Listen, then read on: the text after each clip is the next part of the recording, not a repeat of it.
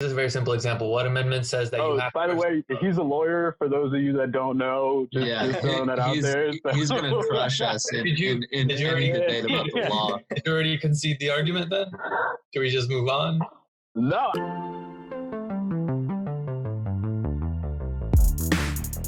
Hello, everybody, and welcome to the 714 podcast. Today, I got a few of my cousins here with me, Neil, Hirsch, and Rohan.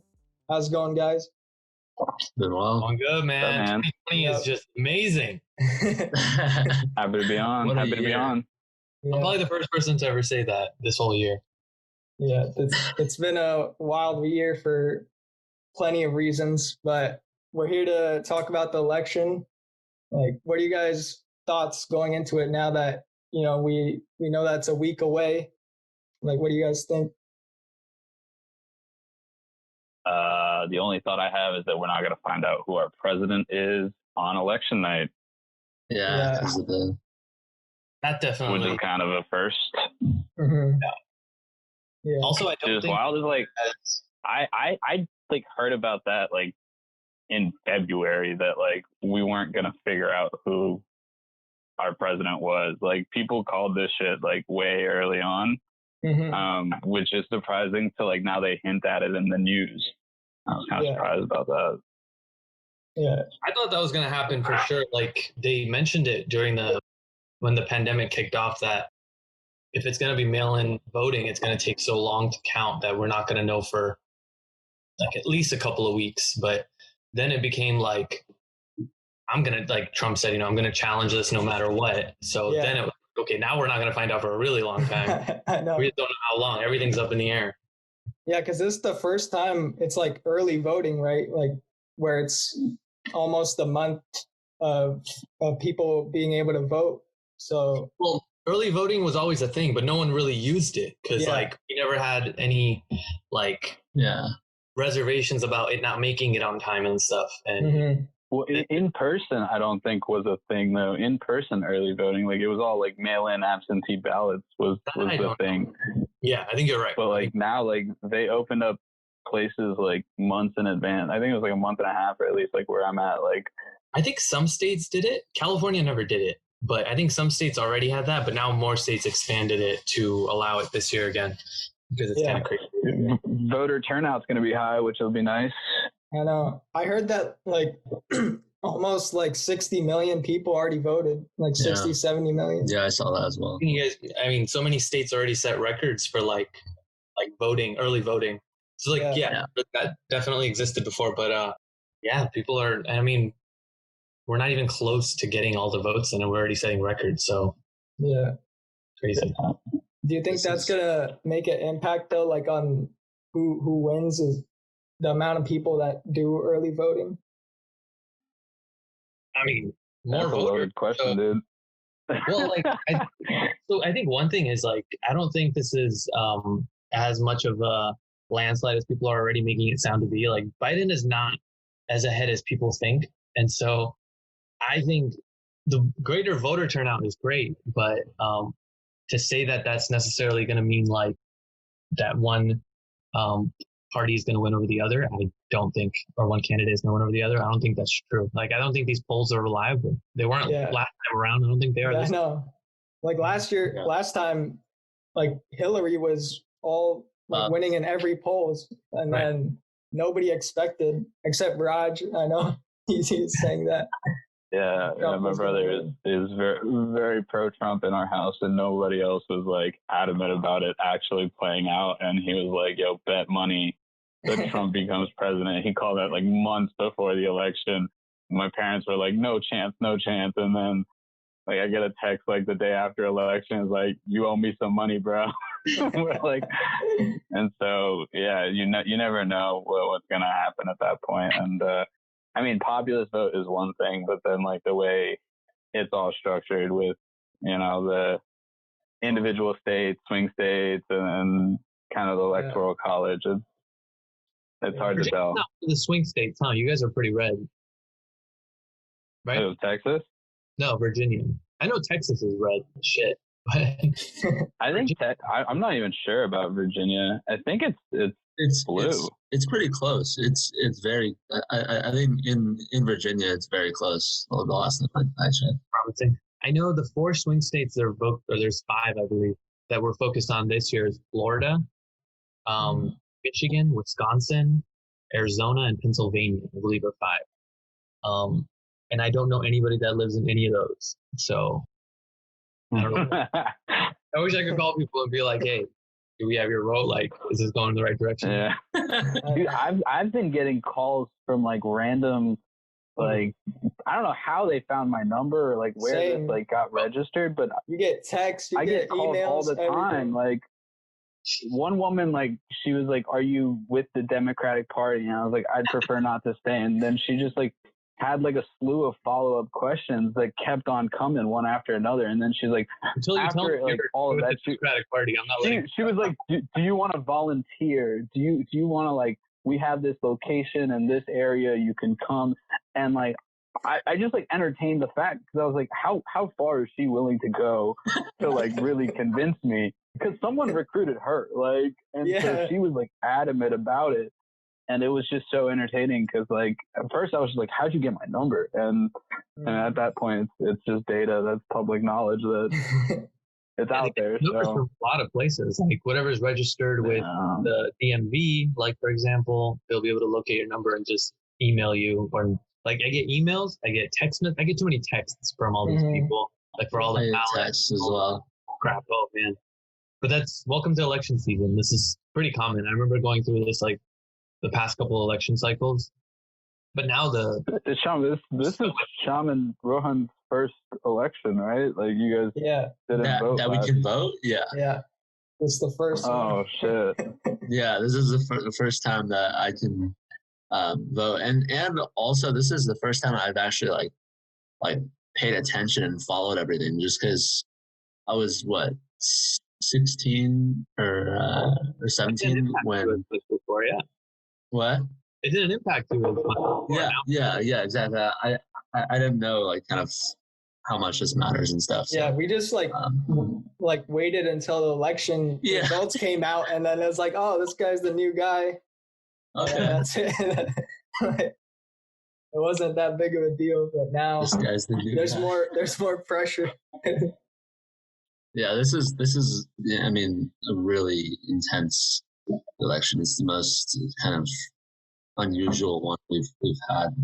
It feels weird with the pandemic though. It doesn't feel like I don't get to go out much right now. I'm working from home most of the day and stuff, so you don't see. It doesn't feel like election season. Obviously the texts and all the calls do, but otherwise, like, you don't see the actual hoopla around. So it's kind of flying under the radar for me. Like, I don't really feel like we're in election season, and the election hasn't been the focus for a while. We're talking about like a Supreme Court nomination that just took place, and then just like a new scandal every single day with this administration. Then we have a freaking pandemic. So it's like the election hasn't really been at the forefront for me, at least. The news just, like, in my opinion, plays out the pandemic way too much. Like, I don't know if you guys feel that way, but like they just like keep on saying the same things over and over. It depends on what network you're watching, man. You got to get that bias swing in there somehow, and it's like whatever the focus is, that's what they want the population to focus on, and like, at least what I've kind of heard from like a consensus is like the more liberal side wants to emphasize on the pandemic, which then brings up the current situation, and then all that current situation then falls on the current administration as to like the repercussions of previous actions that have been taken throughout the I mean, then like you can go to other networks and their focus is completely different. So it's really as to like what you're watching is kind of what you're thinking at that point. Yeah, I think that's a good assessment. Yeah, that sounds accurate. Yeah, it's just like, how do you guys feel about it? Like, is somebody emphasizing? Well, I guess what should be the emphasis? Like, is anybody emphasizing it too much? Well, like we know like pretty much the situation is there's a pandemic. We get that. Like we could Google the numbers. We don't have to be reminded every time you watch the news that That's true. This is it. Like there's something better stuff to focus on, I guess. Than I don't know. Yeah, at times. Like I don't watch the news that much, right? So like I rarely watch. I actually watch the news. Whenever I turn it on, whenever I turn it on, it's been saying on, so. breaking news for like the last like 8 months has been the same breaking news. So it's like, at what point is it like no longer news, right? Like CNN has this like counter on the right hand side, like the body counts and stuff. And it's like that literally has just been a counter for the last like 7 months. So you're just like, okay, is it really news at that point? Like we get it, but it is. No, like I think it's definitely one of those things that like it's out of the hands of any type of public office to be able to, like, obviously there's policies and stuff that can be in place to like basically guide the public, you know, and say what people can and can't do. But in the grand scheme of it, like it's an infectious disease that, you know, boils down to how individual people, you know, interact with one another on a day-to-day basis. And like a certain population of the US is very cognizant of that and like have been very, very adamant about quarantining. And then there's like another portion that just like stopped giving any F's after like the first 2 months. And like, I know full well that like countless people who have had it and have recovered that are now like have the concept in their mentality that their immune systems are, you know, have the antibodies and they can go around and be free and never have to worry about it again. And so, you know, the population of people is so large that like you can't, it's impossible to just like pinpoint. And I was talking to someone about this earlier. It's just like, there is no right answer. Like there's no one thing that you'd be like, do this and then like it will be better. Yeah. And so you just have to go with like kind of the best case intuition, and that like falls on an individual perspective and less government oriented altogether. That's my 2 cents.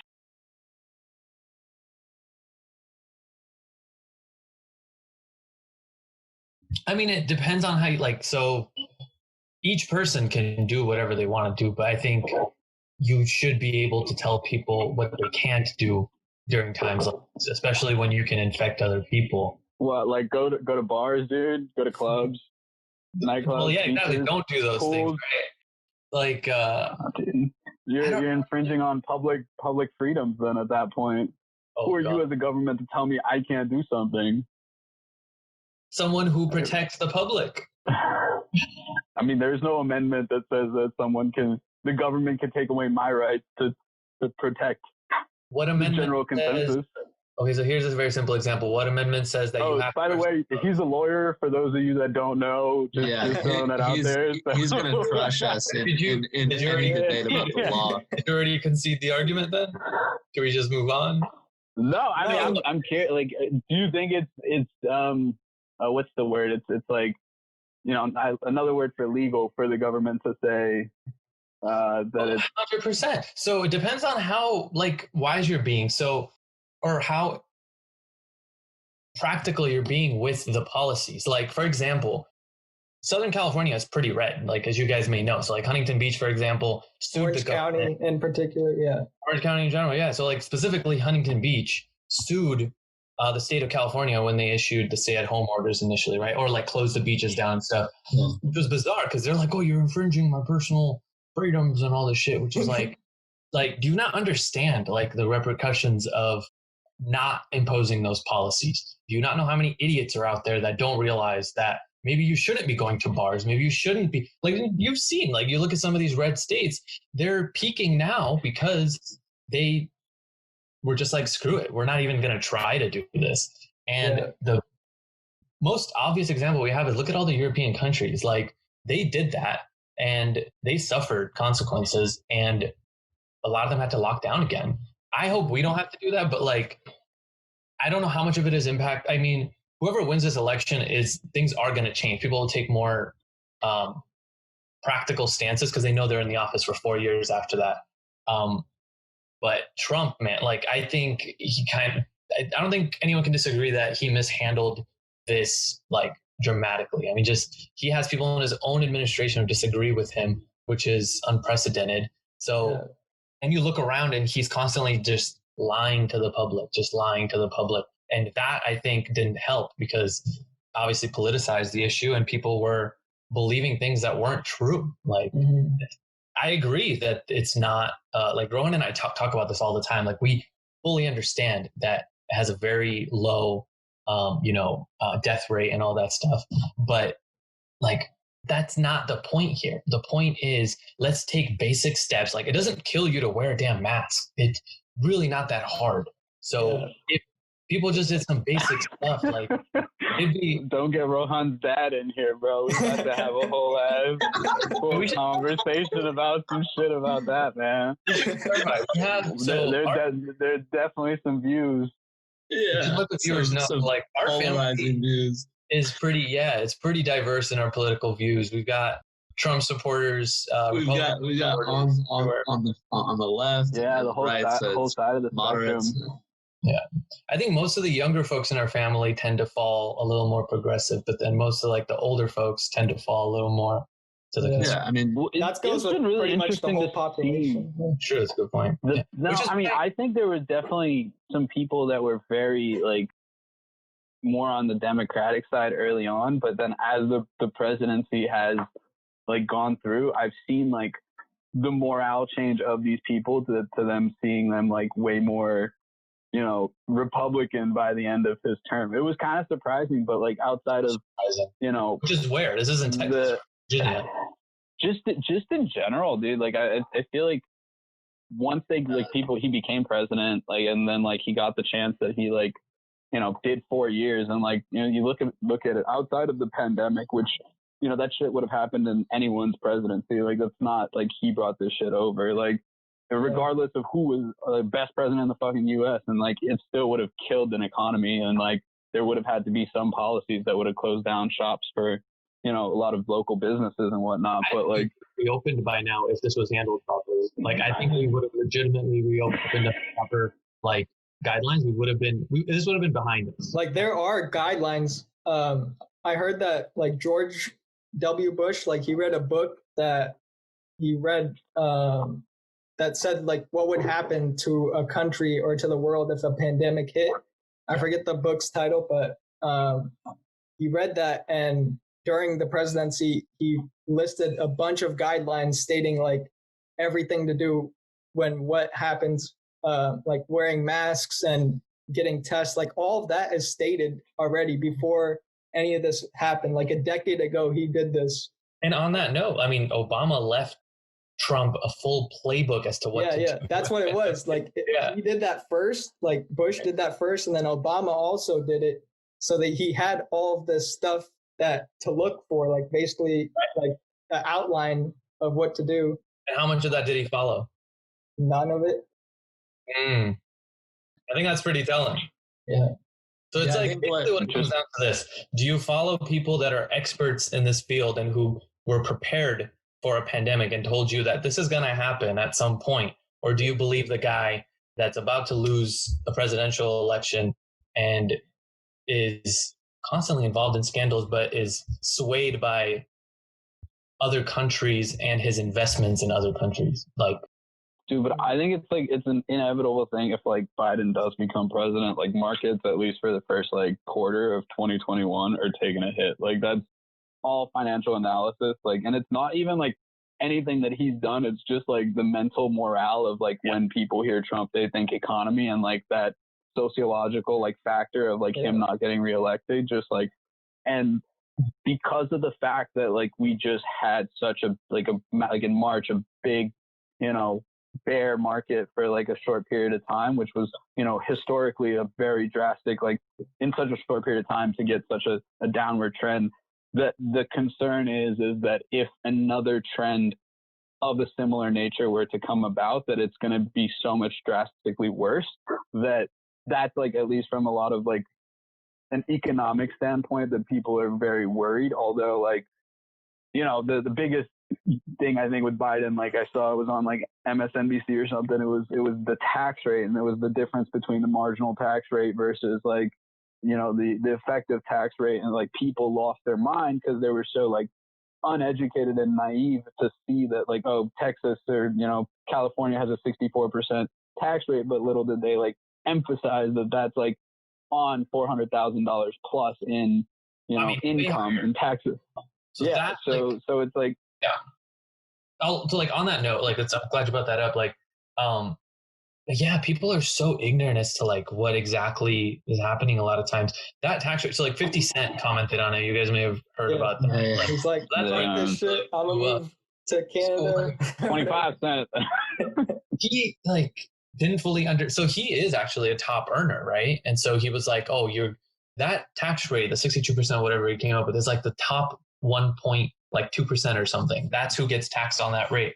I'm like, and people that are making just above 4,000 or 400,000 per year, like your tax rates will barely change. It's a staggered rate. It changes. The higher you make, the higher you can get taxed, which is common sense for the most part. And Biden literally just said, all I'm going to do is implement what Obama already had, the functional tax rate that he had under Obama, for the individual tax rate at least. And I'm just like again, so like you said earlier, I think it depends on how it's spun, like in the news and how you read it. People are really easily swayed. And on that topic, like, have you guys watched that documentary Roland and I were talking about a little while ago on Netflix about what type of news you get kind of gets recirculated to you over and over again? Called the social network or whatever. Dilemma. Social dilemma. That's I deleted my apps for like 3 days, dude. I saw that shit and I was like, you're collecting too much stuff on me. I turned that. You know what? I actually off, and then they mentioned. I already knew that shit. Some of it, like before that. Did you turn off your notifications? Like I certainly did. Yeah. So I thought that was a great suggestion because I'm like, it kind of leads you into a rabbit hole, right? Yeah. I'd rather go into the news. Like I'm subscribed to like a couple of news outlets that I get emailed in the morning and I'll check that out.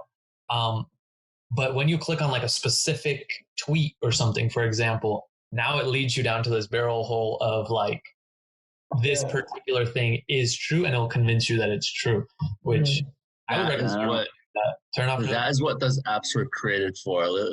It's literally to get you as addicted as possible, and it suggests to you what you like the most. Like it keeps on suggesting you everything that you like, so you never see the other side. Like which is why I think it's so important to have this with people, right? Like I think this is good. Like everyone, I think us three are in California, so we kind of have similar like values and similar thoughts. But like Neil grew up in a completely different part of the country. Raj is in a different part of the country. I think it's good. Like Chirag would be in a different part of the country now, who's our other cousin for people that do not know. But like I think getting all these people together to have like a constructive. Yeah, dude, we should have thrown them on this call too, because I feel like they go up very different. I thought Raj was gonna be on this. What happened? I don't know. Dude, it'd be chaos if Raj was on this shit. He would have shot all these ideas down. Like you would have some combative. I was like, oh no, that's a Republican, dude. Like.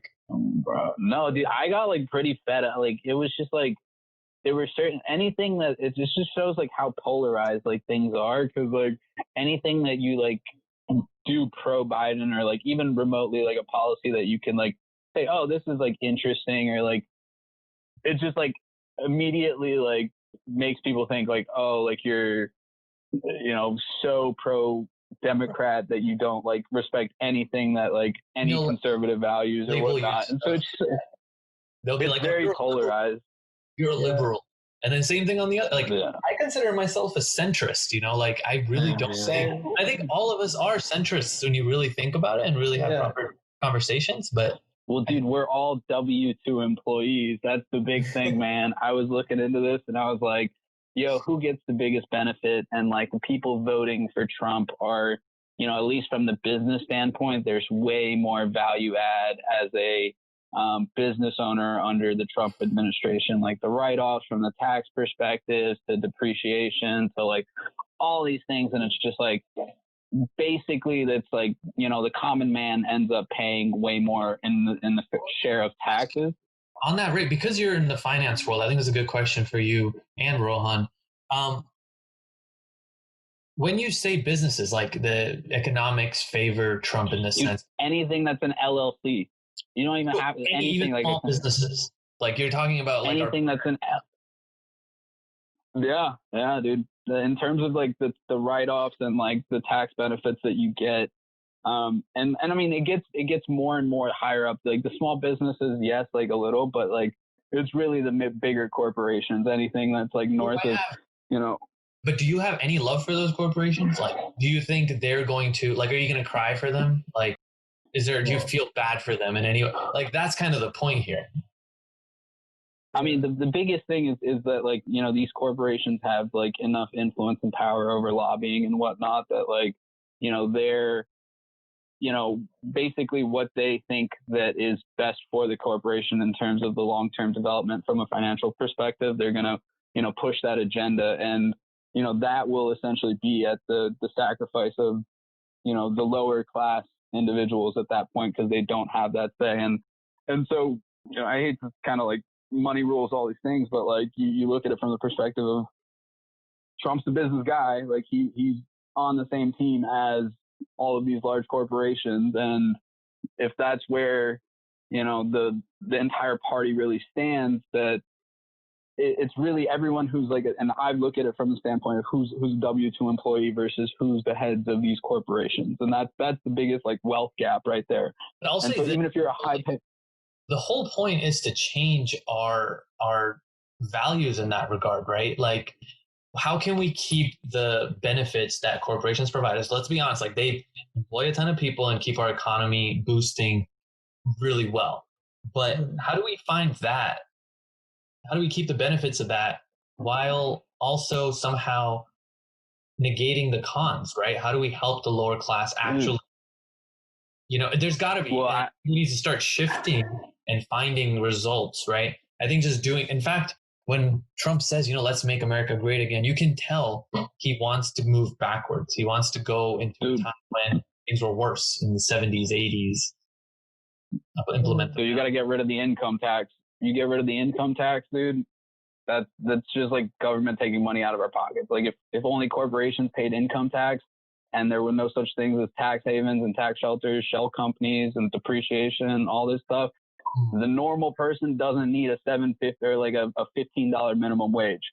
Like you look at how much a person earns versus how much they actually give to the government after like net after everything. It's an absurd amount. And you do that same mathematical calculation for like an Amazon in terms of like percentage wise, like I think the whole concept of the only reason I even talk about government is all about taxes. Like that's the only really thing that impacts individuals. Like as a society, yeah, there's a lot of implications, but as an individual, it's your taxes. You guys hold your thoughts for a second. I'm going to go somewhere where there's more light. The sun just set, so it's kind of dark in here. I'm going to go downstairs. All right, I'll rejoin in like a minute. All right. Yeah, just turn your dad on this, man. Let's talk to your dad. I feel like he'd have some interesting views as a business owner. Who? Yoga Shaga. Oh, okay, yeah. Yeah, man. Yeah, but definitely interesting stuff. Yeah, just taxes, like that's one of the biggest things, like you said, just people who own businesses and people who are just employees, they have completely different views on it. Yeah. I saw an interview with Kevin O'Leary. He's kind of, you know, one of the sharks on Shark Tank. He basically, I don't know exactly like the logistics that he was talking about, but he basically said that his portfolio companies, his startups have done increasingly well with Trump in office because of many less restricted kind of policies on kind of a smaller scale that these startups are able to kind of utilize. And so it's certainly from a startup entrepreneurial perspective, intuitively it's going to be, you know, Trump as guy you'd want if you want to start a company in the United States, because of those factors of kind of write-offs and tax benefits. But still, I honestly don't think that having kind of Joe Biden in office is going to astronomically obstruct like startups and businesses. It might you might take a hit to your bottom line a bit, um, maybe progressively, but overall, I don't think that just a president can come in and obstruct things that astronomically. Yeah. At least in the first few years, maybe if he does, because everything just takes time in government. It takes time in government. There's lobbyists. You got to deal with Congress. You got to deal with the Supreme Court on some laws, but you know, just that was Trump's biggest argument, dude. In the debates, he was just like, "You've been there for 8 years, dude. Like, what have you done?" And so it's like he said, like 40 years. Because, like, you've been in government for like 40 years. Like, what have you done? But like to say then, like I think Neil mentioned it earlier too, that like the biggest impact economically is not going to be like practical reason. It's not going to be because he changes certain things. It's going to be because people mentally think, "Oh man." Things are going to go downhill. Like they act like Biden's a freaking socialist when you look at his like entire. Yeah, he's the most like, I think he's the most moderate candidate out of the I was kind of following the primaries and stacking up against Warren and Bernie and all those kind of top candidates there. He was pretty much the most moderate, and I think if Bernie were to win the ticket, he probably would have lost because he can't win Florida. Yeah. He can't win Pennsylvania. The Democratic Party got behind Biden, right? Because he was so great choice there. But that they can go at more statistical odds to get the wider appeal, of course, with Biden.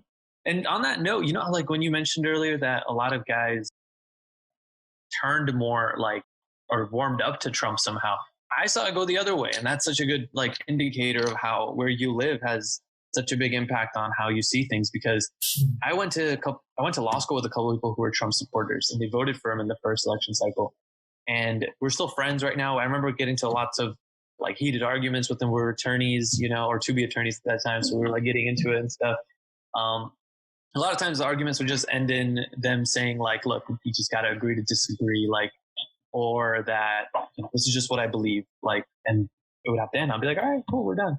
But now I'm like, I see their Instagram and stuff, and like I see them posting things, and they're completely the opposite. Like they hate Trump. It's constant, and it's like a barometer too. It's like constant. So it's interesting. I think it's very development. I mean, we're all in our 20s. It's still pretty formative years in terms of political beliefs. I don't think what you learn in like your 20s necessarily, or like this is when you start kind of building your thoughts about a lot of these things. So it's interesting. Yeah. I thought Obama was a savage though in one of those interviews, and he was like, "Yo, if you can't handle a 60-minute interview with whomever lady, then like you have no business being the president to like deal with dictators." And I was like, that's some cold shit to say. Like, to be honest, like Obama's a cool dude, man. Like the dude loves sport. He's well spoken, dude. He's well spoken. Yeah. He's one of the greatest speakers I've ever heard. Like, he can speak to anyone, right? He can speak to like us. He can speak to people on the right. Like he can really speak to anyone. Yeah. I think just people would listen to him more. Like if he came out like at the beginning of this COVID stuff and like made a speech to the whole country, like everyone would believe in the country, believe in what he has to say. But like when Trump president, like if he was president, he said all the like he made a speech to the country. I think he did that for a reason, or I think he stayed quiet for a reason. He wanted to show everybody like this is what happens when you elect a fucking tyrant. Because I don't think Trump even made a speech at all. Like he just just said deal with it, whatever. Whereas, like, we saw Gavin Newsom, again, we're in California. We saw Newsom on news every night being like, guys, please do this. Please do this. This is what California is going to do. This is how we're going to reopen. And the White House was utterly in denial for months and essentially still are. Now they're just like, we're actually over it. Yeah. Now that Trump got COVID and got cured, they're like, all right, we got that. It's all good. So, do you guys think he actually got it? I know a lot of people have been saying he did, so I'm curious what you guys think. I've heard some conspiracy theories about that too. I think there was a lot of like this happened like right after the first presidential debate, and I think that his administration thought that he like, this is just what I heard, thought that he didn't perform well, so they wanted to deflect the news toward this COVID thing. But I honestly don't know. I mean, valid. Yeah, could be a possibility. That's like a valid reason for it. Yeah. Interesting. Yeah, I mean, you get on the headlines. That's airtime, man. That's money right there. That's voting views. That's time away from Biden's. You know, when you were mentioning like I think you said CNN, right? So you guys know CNN was, so they're very closely related to Trump, right? Like they actually have a business relationship from previously. Like the president of CNN was like best friends with Donald Trump at one point. And Trump essentially convinced him to give him more, because he didn't think he was going to win. So he just wanted more coverage during the 2016 election and like the entire cycle. So like from 2015 to 2016. And he somehow won. And that boosted CNN's ratings. And they kind of were just like, they're still benefiting. Like people still watch CNN all the damn time because it's a scandal after scandal, you know, for Trump. And now they have a really good reason with COVID hanging around that like they can just, anything that bad happens with COVID, it's just like, let's talk about Trump instead of being like, let's talk about how we're going to actually, or how people are changing this, for example. Dude, imagine we're not going to know. Like what do they say, like estimate for like a day, 2 days, like counting the votes? Like if that, it would take a month, bro. Like you would be uncertain about a president for a good month potentially. And like even hypothetically, that there was some article that it was like, if Trump leaves the office, or if it was basically the word gracefully was thrown around. And it was like, if the transition goes gracefully, then markets won't take a hit. But if there's like any type of combative, like say worst case scenario, Trump doesn't get like elected. And then like, he's like, no, it's fake news. Like there was some fraud and he refuses to leave. Like that'd be the first time in American history.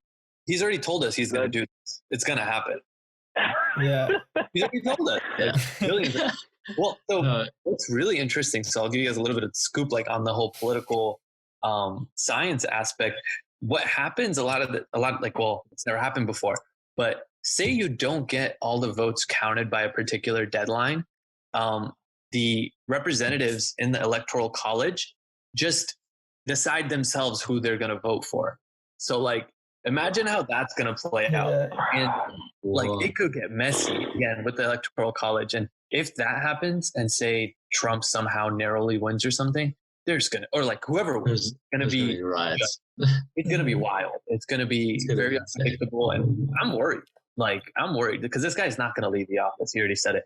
The only way he would, people were saying the only way he would leave, or that it would be clear cut, is if so many people vote initially, which is happening actually. And it shows that like he's behind by a landslide. But even if he is, why would he admit it? He's going to be like, no. Dude, trend lines show that it's like the same trends as this 2016 election. They like did a side by side about his 2020 versus 2016, like where he was in the months leading up, and it's like damn near identical. Which is kind of interesting. Aren't they saying Biden has even higher poll leads and stuff? But I think he does, because in Florida especially, Joe Biden is right next to Trump, and I think Trump had a higher lead in Florida in 2016. Okay. I just wish Biden was a better speaker, dude. He's not very articulate. He's old. Like, everybody thinks he's old. Biden's not everybody's very talking about person. Like he's gonna die within the first year and shit. Well, Biden has like a speech impediment, which he's kind of comfortable that he overcame it and stuff. But I think that kind of public speaking ability. Also, he's old, man. Both of these guys are old. Like they don't speak how we want to hear them. They're not good orators. Trump got like a very young like demeanor in a sense. Like he talks with his hands. He's like an animated person. Like you put on the news and you hear Biden talk, this man's dude just yelling at you, dude. Everyone's yelling like Trump impression. Biden's terrible. I can't even do it, dude. My parents be doing them hand motions and stuff. Like, millions and millions. Oh man.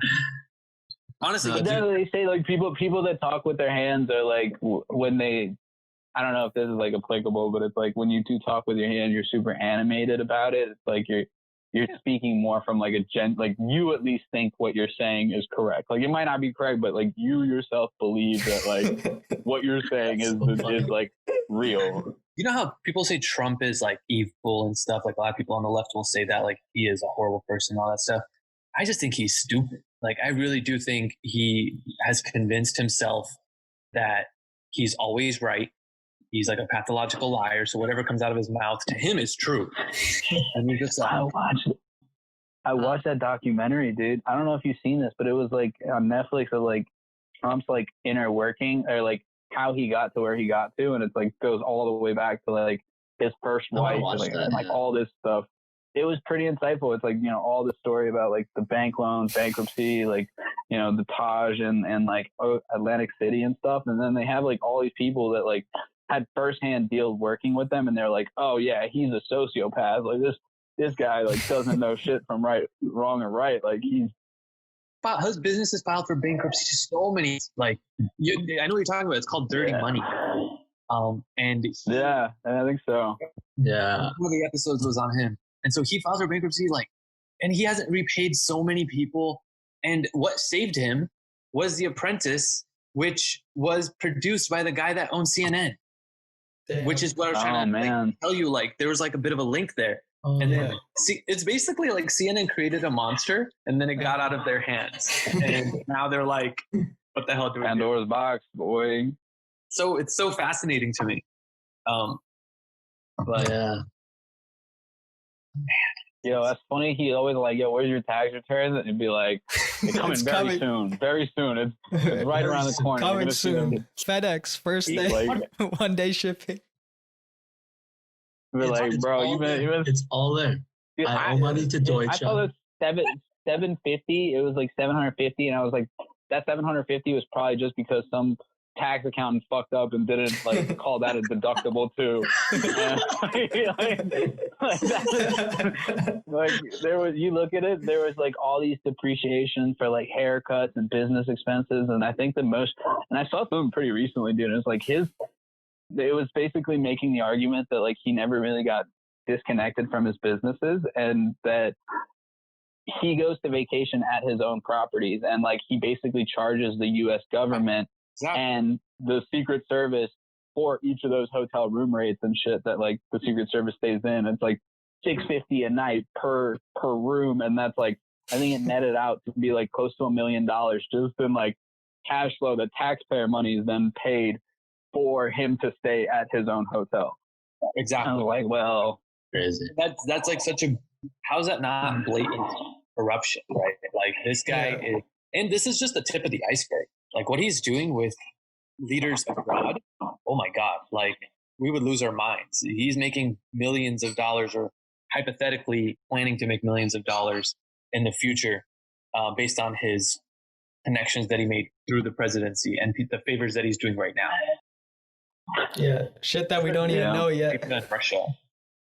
Those are the two. I forget what the growth rate, though. I think the biggest, like his biggest platform's economy. Like stock market's done pretty hot though. Last 4 years, business been booming pre-COVID, and like even amidst COVID, now to back where we're at, dude.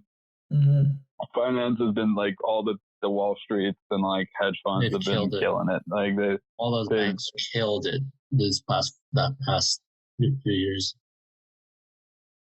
I think like anytime there's like any type of significant like downturn, they already have so much capital that it's just like they'll buy all these distressed assets, dude. At that point, like it's like printing money because you know it's going to go back up. Yep. And there was some speculation that like I don't know how you guys feel about the conspiracy. Raj is full it. Like, he's like similar to your dad, Rohan, that this is all a conspiracy. And COVID? And so they, I mean, like, not to that, like, full extent, but, like, there's definitely certain, like, after reading articles, like, I remember some, like, PhD woman that worked in, like, the Wuhan, like, hospitals and stuff was like, yeah, this was man-made. And, like, so there's, like, so much stuff about it. But, like, Does he like, dude, I actually, this is, like, I mean, I met people that were, like, yeah, my uncle, like 3 of my uncles, my dad, and my grandfather all died from COVID within the last 2 months. And I was like, oh, why are you even out? And so, like, that was just, like, a real shock. Like that was some real stuff. That, you guys like, know anybody that's died from this or has been? We all know somebody, and that's like, yeah, you know what I'm talking about? Yeah, that uncle died. I mean, I know friends who have gotten it, but I don't know anyone who had it bad or anything. Right, who's been hospitalized. So, like, my connection is through my girlfriend, whose parents know 3 people who've died now, and like close like family members that have died. We don't know anybody, so, like, I mean, knock on wood, like, thankfully that's good for us. But I think because we don't know someone personally, it really jaded. It's like jading a lot of our family. Like, for example, for him to say, like, this thing is, I've talked to him very recently about this. I didn't want to really get into it because I went over to watch the Lakers game. So I was like, I'm not going to get into it. Yeah, we were there. But for him to say that, it's like, he's saying that counties are over-reporting, ones that are anti-Trump are over-reporting deaths because they want him out of office or something. I'm like, do you realize what you sound ridiculous right now? Because if this is like a national conspiracy, how do you explain the other countries? How do you explain internationally what's happening? Well, what would Raj say to that? That's my first question. I heard like cases in Italy have gone up like 80,000 new cases a day or something like that. Past few weeks. Like, as soon as they open all the stuff, like if you're just sitting at a restaurant, Ronaldo got it, doing everything. Yeah. Hey, did he really? Barca won today. I know, because Cristiano wasn't playing. He's got COVID. What? Yes. Barca should have had like 3 more goals. It should have been like 5. Dude, Juve was bad. But no, like, yeah, that, for example, like, just, you talk to your dad, Rohan, like, can you look at what's happening? Look at India, dude. Our mother country. I was just thinking about that, dude.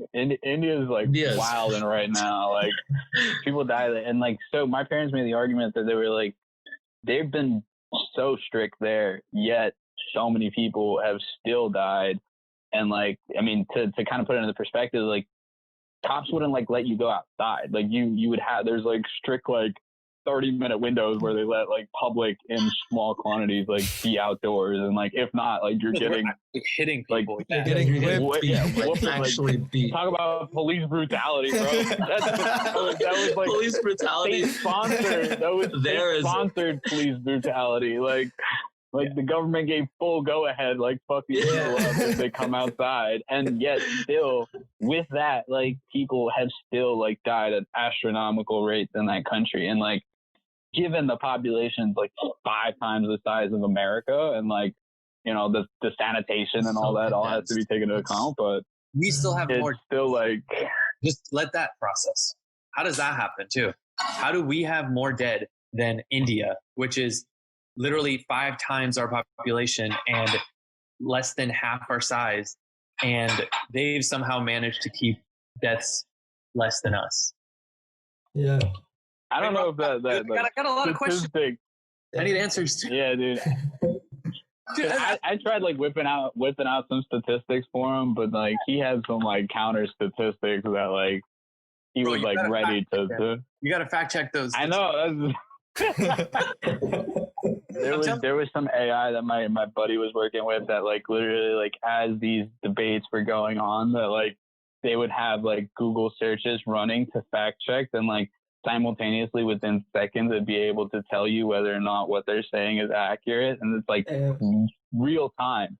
And it was so cool, like just to see it like happen live. And some of this stuff, it's just like the numbers are inflated or like, but it was like, I'm surprised like CNN like these like that should, if that was part of the debate, like some Jeopardy stuff just shows up with like a red arrow above their head, like that's big. Trump wouldn't be able to finish a sentence if that happened. It would just be like ding, that's false. I'll be honest, like I think Biden had some misleading claims in his in the last debate, but that was more like, okay, that's being a politician. He kind of misled us like into thinking what's gonna happen, but like Trump, it's just like blatant lie. And when you tell him that, he's like, no, it's not. Like, it's real. I'm telling you, this is what's happening. And he just doesn't take no for an answer. Yeah. And whenever the other person says, he says fake news and then moves on. Exactly. You are a failing business, and that's why you're no, I think about Trump. So actually in an interview a long time ago, so he claims that he got his MBA from Wharton. But he actually went there only for undergrad for 2 years. He actually transferred from Fordham, and then did 2 years at Wharton for undergrad, and then he went to go work. But then someone like challenged him and said, like, why do you claim you got your MBA? He's like, I did. Because I did. I did. I'm like, like literally. It's crazy. Like I don't know. I don't know what he's thinking sometimes. That's the state of our country. Like, so forget that's him personally, right? But now when you're asking about things that are impacting our entire country, people dying, he's still sticking to his own reality. Yeah. It's absurd. Crazy. Oh yeah, Rohan, it's like 6:30 already, so yeah, they're gonna start the meeting a few minutes late, so I'm gonna leave in like 2 minutes, but yeah. Okay. All right. You guys ever have closing remarks, everyone? What? Huh? I'm curious. Like, so my parents watch the news. Like, as you guys know, like I live in San Francisco, but like I'm home for a few months during this whole COVID period. So I see my parents watching the news and stuff, and I'm kind of like, how are you processing this? You know, because they process things differently. We might be watching the same thing, but they process it differently and have different beliefs. So I tend to have a little more discussion with them now. I haven't gotten around to the uncles yet because I think it's really necessary. But I think you guys are old enough to like have these conversations with them as well. I'm just curious. Do you guys have these conversations? Yeah, my dad's crazy for me, man. Yeah. I've seen at least like amongst Indian community, dude. Like, Indian community at first was like, oh, Trump's like crazy, but like for some reason, all the uncles and aunties I talk to that are brown nowadays, like they're full on Trump supporters. Yeah.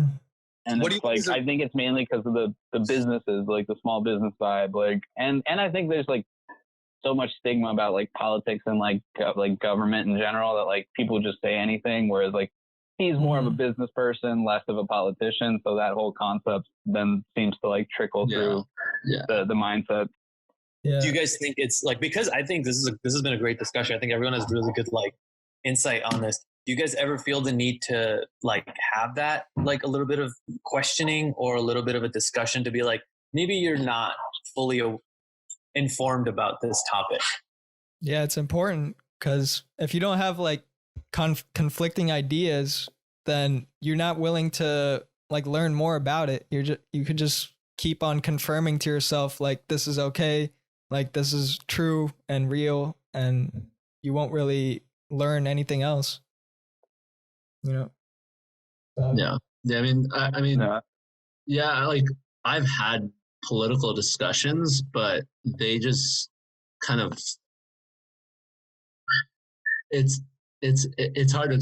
They don't go like the way I want it to. Like it kind of just changes the topic somewhere, and like it's hard to have political discussions, I guess, with I hate politics because I left DC. He's very like set in stone about his political views, and like he doesn't like take on, as is most of the country, dude. Literally, like you try to like people, 90% of like the country is like can already like pre any debate, like any like they know who they're voting for. They don't care about what they have to say. Yeah, they don't care about any policies. Like you already know inherently like how you feel about it. Like there's something about it that like no matter what's said and done, like people will have their views, and you're not going to change it.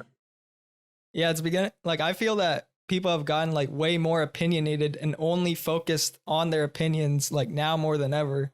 Like they're not willing to change at all. Like before I used to think like if you heard the other side, like you would take their points and consider it and like learn from it, and you don't have to agree with it, but you could just like take into consideration of it. But instead they're just blocking it off completely. And I texted Raj real quick. I was like, yo, you trying to hop on this podcast? And he was like, I'm Gucci. I'm not trying to talk about Trump or Rona anymore. We tapped out on both of those topics. We're talking about other stuff. Yeah. Just throw Raj in well, so that's place of me. So Raj talk to your grandpa about these things? Yeah, they're all very similar in their views. Very similar. I'm gonna have to go. So it's great talking to you. There's Rithik. Oh, man. All right, see you guys. All right, man. Take care. Yeah. Interesting. So like parents obviously fall into the same boat, but like I've made it a point to at least point out that like you guys need to be fully informed before you make judgment calls on anything. And I think that's something that all of our family members kind of struggle with. Because no one wants to do the work. Like if you want to know about something, you have to go out there and actually research it and read about it. You can't just rely on the news anymore. That's what the social dilemma talks about too. Yeah. And there's this laziness that forms amongst especially Indian people. Like it's definitely a thing, and they just want whatever is convenient. Yeah. And then when you ask them about certain things, they'll be like, I don't have time for that. And you're like, come on, like then you can't go around spewing this garbage, you know? I know.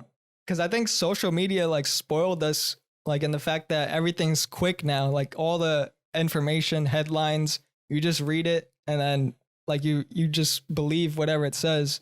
So like the bigger the headline is, the more likely you're willing to look at it.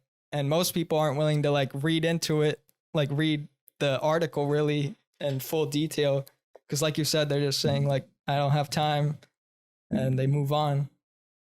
So, yeah, definitely. How's like any type of like Corona affected your like work, like from a legal standpoint? Are you in civil now? That's a good question. Yeah, I'm in civil. Have been. My company, my firm, we do a lot of. I'm not in that practice. I'm not in that subdivision, but they do a lot of insurance work. So there is some Corona-related cases that are coming down the pike, but. I don't do that. My job is to represent public entities. So we represent a lot of public entities throughout California. So that includes cities, counties, districts. Okay. Yeah. So they haven't been impacted as much, or not a lot of legal stuff has stemmed out of the Corona pandemic, but I think the entire practice has changed, like practically, because I think people are going to be working from home a lot now. Like I work very efficiently from home. I'm taking a vacation starting tomorrow for like several days, and it hasn't been an issue. I've hit my requirements pretty easily, and work has been good. Like it's not bad at all. Yeah. But I think under Trump's presidency, there was like, because I do a lot of constitutional work, which means very relevant stuff related to Trump. And so the stuff, it's interesting, and I love learning about it. I think it'll change a lot if the presidency changes. That's kind of what I'm getting at. I don't think shit's gonna change, dude. Our executive branch is very limited, and it's like capabilities. It's a more of a public figure type role, and there's more on like the whole congressional Senate, like the whole structure, which actually really makes the laws, and like executives' role is basically to enforce it. And I mean, like the whole process is just so convoluted, but then also like the influence of power and money really takes a role in it. So it's like, especially in the legislature, like everything's run by campaign funds, and like everyone's trying to get reelected. So where's the money coming from? And Yeah. It's that's what until Trump's presidency, our checks and balances system was considered revolutionary. Like, it changed how governments function. Like, we had such a balanced system. No one branch was powerful than the other. But under Trump, the balance has become so skewed. The executive branch seems to be dictating their power upon the other branches, and that changes everything. Like, now him appointing this SCOTUS justice, Amy Coney Barrett, was specifically so that his own interests could be furthered. And you see, they asked her the 5 like components of the First Amendment, and she couldn't get one of them. That's ridiculous, right? Because that's like, dude, it was hilarious. It was like, one sec. Yeah, I'm gonna have to bounce, guys, but I will. Okay. Might hop in later, might not, but appreciate the time, guys. It's great talking to y'all. I'll speak to y'all later. Give our regards to the family. We'll do. All right. We'll spread the word. Guys. See you, man. Take care. Yeah. So I'm trying to finish. I mean, so the branches, right? That's what we're talking about. Mm-hmm. Yeah. So Amy Coney Barrett, for example, I don't think she's a terrible nominee or anything. Like, she's very accomplished, but the reasoning for her nomination is what's problematic, right? Like, there are many other people that were qualified and that Trump could have appointed, but he had a very specific requirement for who. And he wanted to do it like as quick as possible before the election. He was going to do that regardless. He was going to appoint someone regardless. Yeah. So I think who he's nominated is very important because he's trying to appeal to a specific subset of the population. And that's so, like, it's so glaring to me and so obvious that that's wrong. Yeah. But the Senate is supposed to be the one that checks the executive power, but the Senate is controlled by the Republicans, and they don't want to because they realize that they'll lose support in their respective in their party. Yeah, exactly. And they'll most like what's his name? Lindsey Graham was running really far behind in the race. Well, not really far behind, but like he's neck and neck, and he shouldn't be with the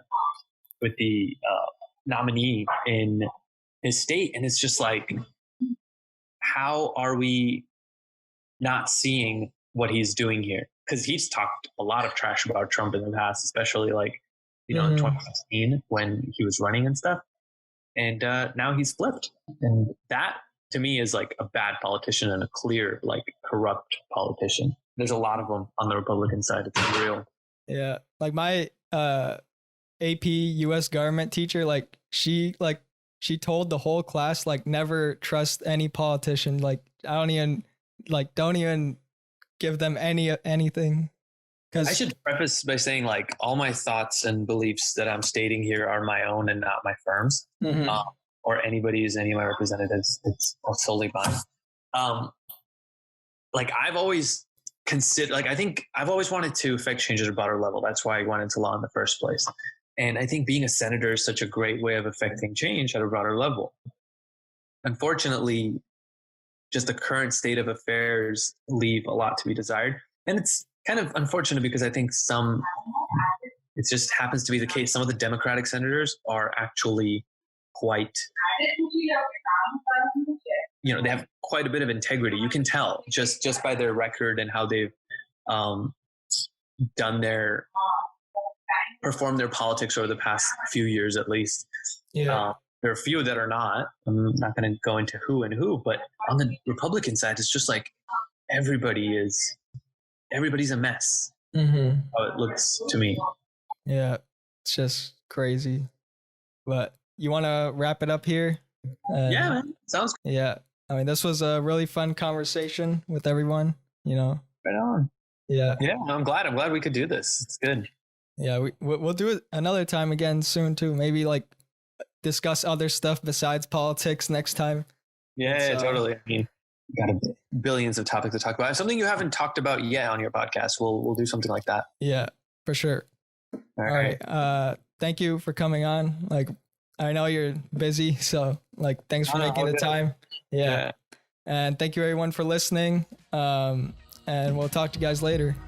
All right. Peace. Peace out, 714.